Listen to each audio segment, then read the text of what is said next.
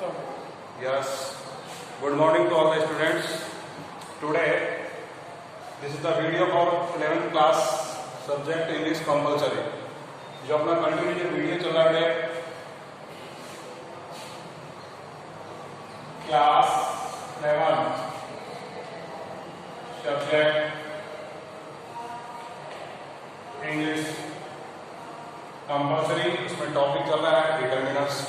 Determiners के आगे उसमें मैंने आपको जब क्लासिफिकेशन किया था आर्टिकल के एंड के यूज के बाद फॉर्मेशन ऑफ आर्टिकल भी अपना कंप्लीट हो गया। नेक्स्ट जो क्लासिफिकेशन में जो अगला टॉपिक आ रहा है वो है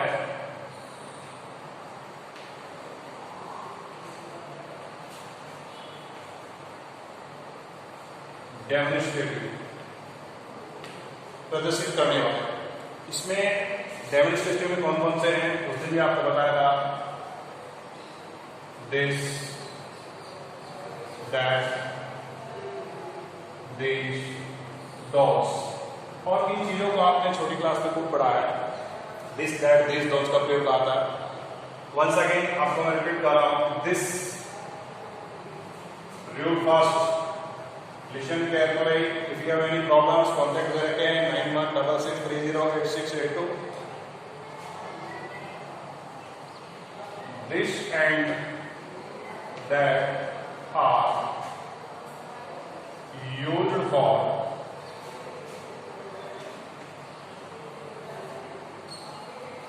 singular noun या थिंग के लिए। पहली बात तो एक क्वेश्चन के लिए this that are use for singular noun. इनमें भी अलग है, this refers to the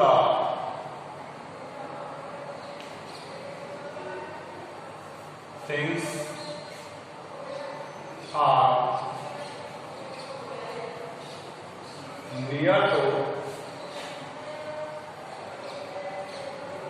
speaker. This पास की चीज को शो करता है।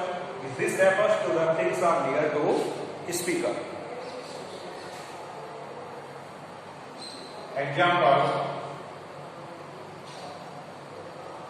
आई have read this book many times. पहली चीज, determiners is always used before the noun. This book, मैंने इस किताब को अनेक बार पढ़ चुका हूं। This book many time. या देखो बेटे, बहुत अंतर है। This is a my book, और एक है this book is a mine. Note करेंगे word, this is my book, ये यहां डिटरमिनर्स नहीं है। दिस ये है एज ए प्रोनाउन, और दिस बुक इज माइन ये है एज ए डिटरमिनर्स। ध्यान देंगे, बिफोर द वर्ब, वर्ब से पहले वाला नाउन या प्रोनाउन होता है, वर्ब के बाद वाला ऑब्जेक्ट होता है। कि दिस इज माई बुक, यहां ये पॉजिटिव डिटरमिनर से माई बुक, बट अपन इस समय किसका सीख रहे हैं, तो this is my book as a pronoun. यहां दिस क्या है, यहां प्रोनाउन है, बिकॉज बिफोर द वर्ब। और ये दिस किससे पहले आया, बुक से। मैंने बताया डिटरमिनर्स का यूज किससे पहले करते हैं, नाउन से पहले। तो दिस बुक इज माइन, यहां ये दिस क्या है, ये यहां डिटरमिनर्स है। नेक्स्ट जो एग्जाम्पल है आपका, रूल्स दूसरा है, that is a, that refers to the things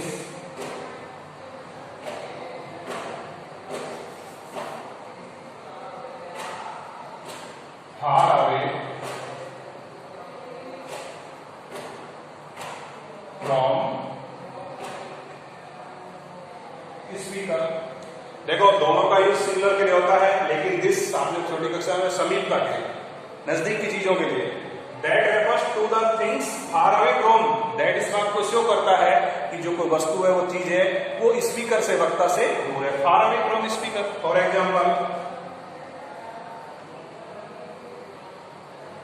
give me that book, give me that book, मुझे वह पुस्तक दीजिए। ये थोड़ा दूरी को दर्शाता है, तो दिस और दैट का यूज सिंगुलर के लिए होता है। दिस रेफर्स टू द, कोई भी जो चीज है वो this refers to the things are near to speaker. ये समीपता के, मैंने अभी आपको ये एग्जाम्पल बताया। जैसे कहीं ये लिखा हुआ है कि this is a my house. आपको आपके एग्जाम में मैंने बताया कि ऑब्जेक्टिव टाइप क्वेश्चन आएंगे इस बार एनसीईआरटी के सिलेबस से। एक एक क्वेश्चन एक एक ग्रामर टॉपिक में से रहेगा, ज्यादा डिटेल वाली बात नहीं है, क्योंकि 6 नंबर का टॉपिक है, 6 अलग अलग ग्रामेटिकल टॉपिक है। तो यहाँ वो आपसे नाम भी पूछ सकता है। तो ये क्वेश्चन दिया कि this is my house, here is this not determiners, here is pronoun. और इसी को लिखते हैं कि दैट इज माई हाउस। तो यहां दैट क्या है, डिटर्मिनेंट। यहां दिस लिखा हुआ था, तो दिस भी क्या होता कि that, sorry, that house is a mine. That house, house से पहले आया, ये दिस होता, दिस हाउस, तो दिस दैट का यूज ये है, इसको नोट कर लेना। नेक्स्ट आपका जो दूसरा है वो है पजेसिव, नोट कर लेना इनको। Positive determiners,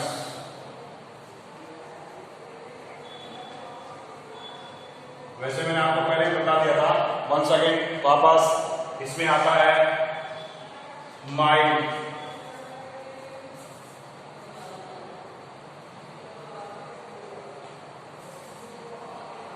our, there, his, ये पजेसिव जो हक बतलाते हैं, किसी पर अधिकार जताते हैं। ये ऑब्जेक्टिव नहीं है, मी ऑब्जेक्टिव है, अस ऑब्जेक्टिव है, देम ऑब्जेक्टिव है, हिम ऑब्जेक्टिव है, हर तो 3 होते हैं हक। ये पजेसिव प्रोनाउन है। For example, my father is a teacher, और इसमें आपने लिख दिया दूसरा है his brother will not go. तो ये दोनों चीज माई और हिज, ये दोनों नाउन से पहले है, ये पजेसिव प्रोनाउन है। और आपको डिटर्मिनेंट्स का तो एक ही तरीका ध्यान रखना है, किसका और कितना, ये 2 शब्द याद रखना है। डिटर्मिनेंट्स में 2 ही चीज चल देंगे, किसका है और कितना है, क्वांटिफायर। नेक्स्ट जो आ रहे क्वांटिफायर, ये पजेसिव प्रोनाउन है। दिस, दैट, दीज, दोज, वो कौन से हैं, वो आपके उसके आगे अभी मैंने बताया था इसका डेमोन्स्ट्रेटिव। दीज और दोज नॉर्मल है, दीज और those are use for plural nouns, बहुवचन के लिए। वही दीज नियर के लिए, दोज फार अवे के लिए। कुल मिलाकर के कम से कम 45 डिटर्मिनेंट से बैठे। ज्यादा जो मोस्ट इंपॉर्टेंट है वो मैं आपको एक्सप्लेन कर रहा हूँ, ध्यान रखने की बात है, क्योंकि इसका एक क्वेश्चन आएगा आपके एग्जाम और वो भी ऑब्जेक्टिव में आपको टिक लगाना। इसलिए जो मोस्ट ऑफ है और जो अधिकांश एग्जाम में पूछे जाते हैं उनको मैं एक्सप्लेन कर रहा हूँ। तो ये आपका पजेसिव हो गया। इसके बाद जो चल रहे हैं वो है quantifier. These are very important because many times they are repeat in exams.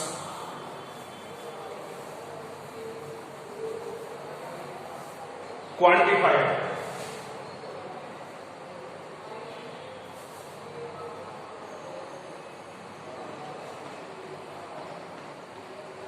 मात्रा सूचक, जो संख्या बता दे। मैंने अभी बताया किसका है और कितना, वो किसका वाला आपका टॉपिक ऊपर हुआ। क्वांटिफायर, इसके अंदर जो क्वांटिफायर में all, both, some, any, little, a little, the little, or few, a few, or the few, ये मोस्ट मोस्ट है और इन्हीं में से होगा रिपीटेड। इसके अलावा और ध्यान से सुन ले, each, every, either, neither, several, enough, less than, no, none, all these are determiners but semi determiners. Most है ए हिंदी में से पूछेगा। ये आपका नेक्स्ट जो टॉपिक है जिसके बारे में मैंने अभी आपको एक्सप्लेन हिंदी से होगा। क्वांटिफायर में all, both, some, any, little, a little, the little, few, every, all, ये मोस्ट इंपॉर्टेंट है। इनमें से एक क्वेश्चन आपसे पुट अप किया जा सकता है। देखो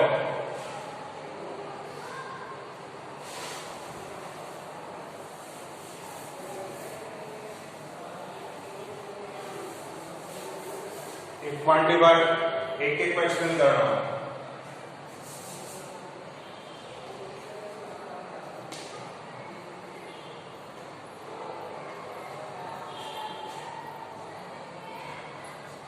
In the sense of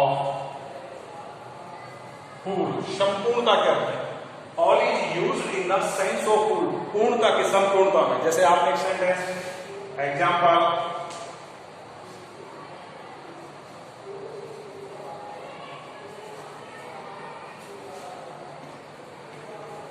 जैसे शेक्सपियर ने कहा है, आपने कहीं पढ़ाओ 10th में, कोई नहीं हो भी सकते शेक्सपियर की the seven age of man, उसमें शेक्सपियर ने कहा all the world is stage. तो ऑल द संपूर्णता के अर्थ में all the world is stage, ये आपका पास सेकेंड।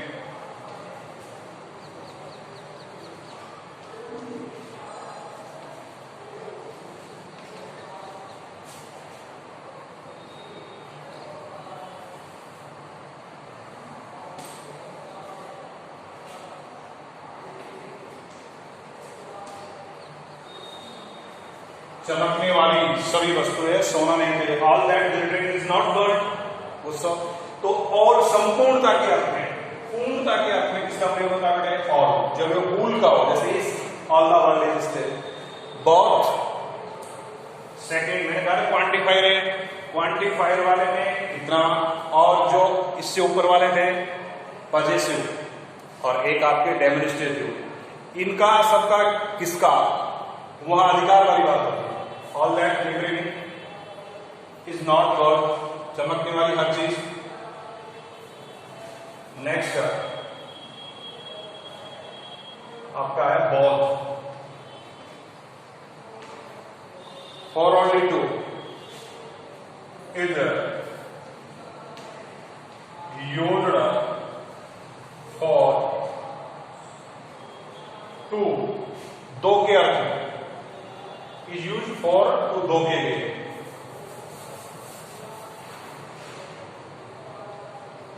बौद्ध, इंडिया एंड पाकिस्तान आर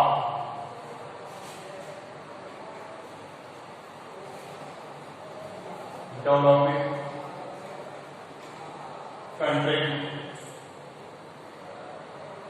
बौद्ध केवल दो के अर्थ में इसका प्रयोग करना है, बौद्ध का।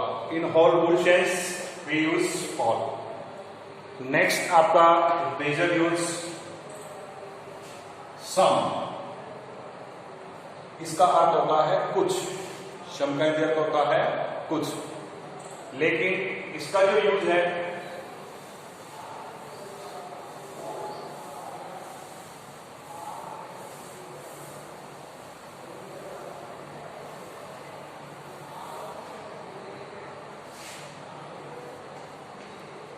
सम,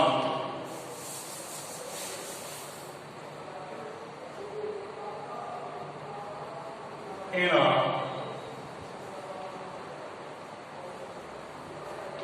affirmative sentence before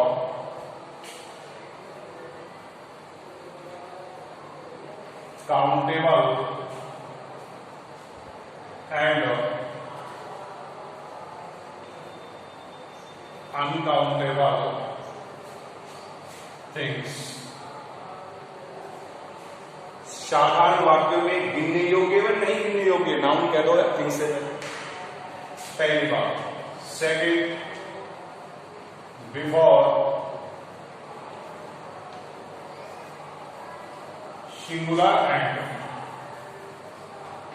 plural noun से हो, चाहे एक वचन हो या बहुवचन हो, चाहे संज्ञा काउंटेबल हो या अनकाउंटेबल। लेकिन इन अफर्मेटिव सेंटेंस सम का इन द अर्थ कुछ होता है, वेरी इंपॉर्टेंट टॉपिक है, इसका यूज मेनी टाइम्स रिपीट किया जाता है बहुत सारे कॉम्पिटिटिव एग्जाम में भी, और पहले के टॉपिक है ऑलरेडी जूनियर क्लास में। तो सम और एनी, तो some in affirmative sentence before the countable and uncountable things, ये नाउन बिफोर सिंगुलर और प्लूरल दोनों के लिए किया जाता है। फॉर एग्जाम्पल,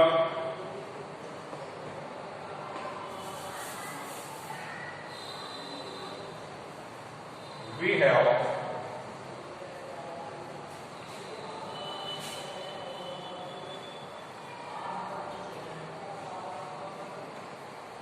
ये ब्लैंक पे इसके बाद वाला इस तरह से ऑप्शन, और आपके वहां आपसे पूछेगा एनी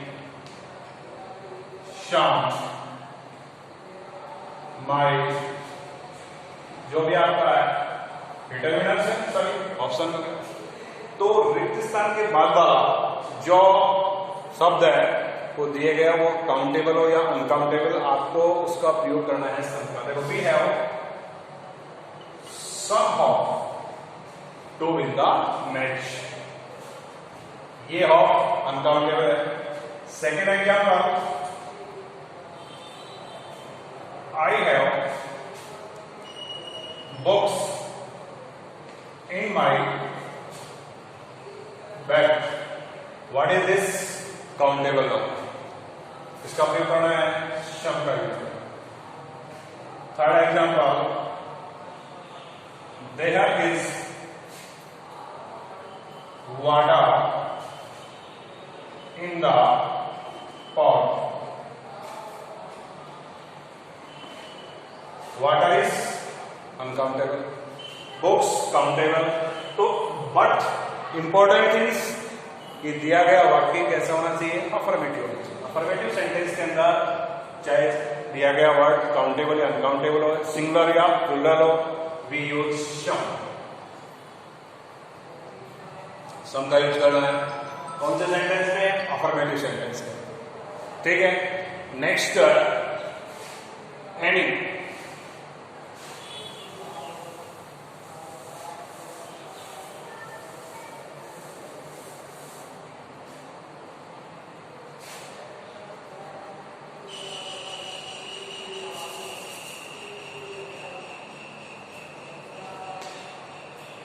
एनी ये एक नेगेटिव वर्ड, नेगेटिव सेंस देता है। Listen carefully, this one is used in affirmative and is the word in the sense of negative. तो first of all, in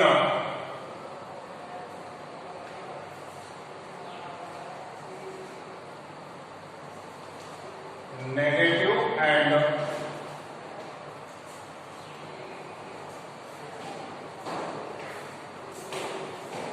interrogative sentence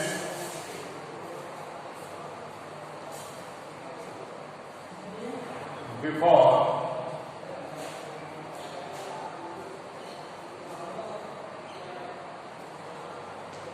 countable and uncountable things.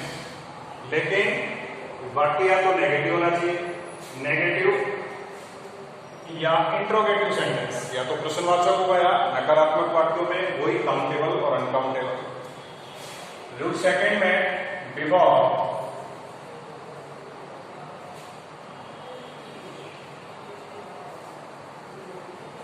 Singular and plural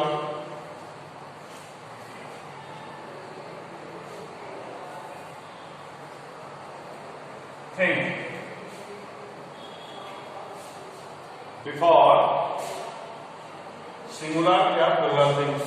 any का लेकिन in negative and interrogative sentence इसका use किया जाता है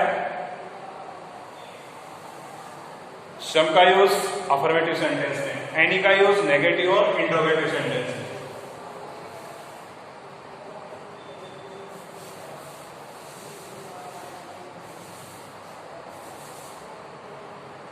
example,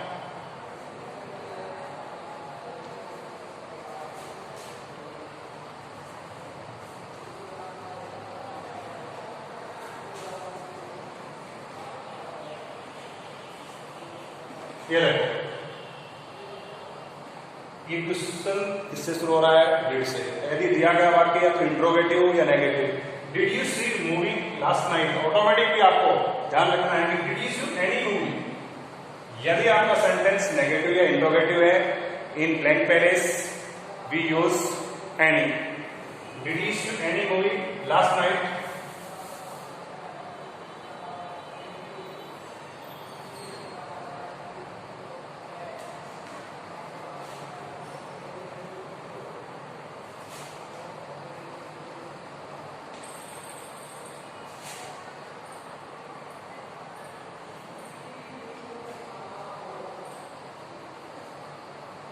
Do you have any problem? Interrogative हो, negative हो, जैसे she does not like to play game। ये वाक्य नेगेटिव है। she does not like to play any game. तो यदि वाक्य इंट्रोगेटिव और नेगेटिव है, तो इंट्रोगेटिव है या नेगेटिव है तो हम इसका यूज करते हैं एनी का। आज के लिए इतना ही है, नेक्स्ट वीडियो में आपको और आगे एक्सप्लेन करेंगे। Thank you.